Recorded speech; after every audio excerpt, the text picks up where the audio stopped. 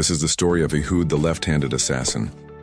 Now, as we all know, life in the Promised Land wasn't always a walk in the park. In fact, most of the time it was more like a demolition derby with God at the wheel. See, the people of Israel had a bad habit of worshiping other gods, which really annoyed God, and when he got annoyed, he would give them over to their enemies. And this happened a lot. In Judges 3:12-30, the people of Israel did evil in the sight of the Lord. So the Lord gave them into the hands of Eglon, king of Moab. For 18 years they lived under his heavy rule. But then God raised up a deliverer. His name was Ehud, a left-handed man from the tribe of Benjamin. And he was just what God was looking for. You see, when God was about to do something big, he always seemed to find these guys who weren't exactly what you would call normal. Take Gideon, for instance. He was a nobody, a guy who was hiding in a wine press trying to avoid military service. Or Samson, a man who slept with prostitutes and got chummy with foxes. These men weren't exactly poster boys for piety, but somehow God used them to deliver Israel, and Ehud was cut from the same cloth. The first thing he did was craft a small double-edged dagger, and he strapped it to his right thigh, where no one would ever look for a weapon. Now, if you've ever tried to hide something under your shirt, you know how obvious a bulge can be. But Ehud managed to conceal his weapon, probably because he kept it in his pants. Well, at least he did until he used it. See, the next thing he did was go to deliver Israel's tribute to King Eglon. And the way the story goes, he picked the fattest, slowest donkey he could find, probably so he could get to the palace without breaking a sweat.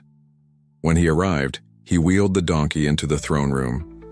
And there he was, King Eglon, sitting on his royal butt. Now, this guy was huge, so huge, in fact, that he could barely rise from his throne. Some translations say he was obese, others say he was corpulent, and still others say he was stout, to which I say, let's just agree that the guy was fat. So Ehud left the donkey outside and went in to deliver the tribute. As he stood before the king, he told Eglon, "I have a secret message for you, O king." Now, when someone tells you they have a message that's meant just for you, you know those around you better clear out. And that's what Eglon assumed, so he dismissed his guards, thinking he'd have privacy at last. But it was just what Ehud was waiting for. Once the coast was clear, he stepped forward and plunged his dagger deep into the king's belly. The blade sank in, so deep the handle vanished. And that was that. Eglon collapsed, dead. Ehud quickly locked the doors behind him and escaped through a hidden passageway that led down from the throne room.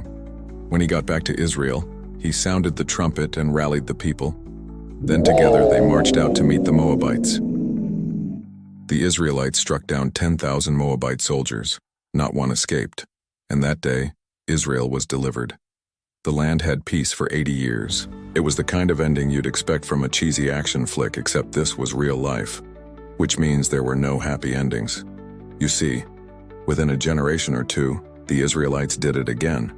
They worshipped other gods, which pissed God off, and he gave them over to an even worse enemy.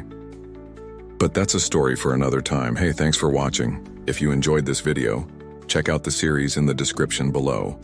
We've got some great stuff, including the story of Esther, Gideon, and Samson, where a man with a serious complex killed a lion with his bare hands.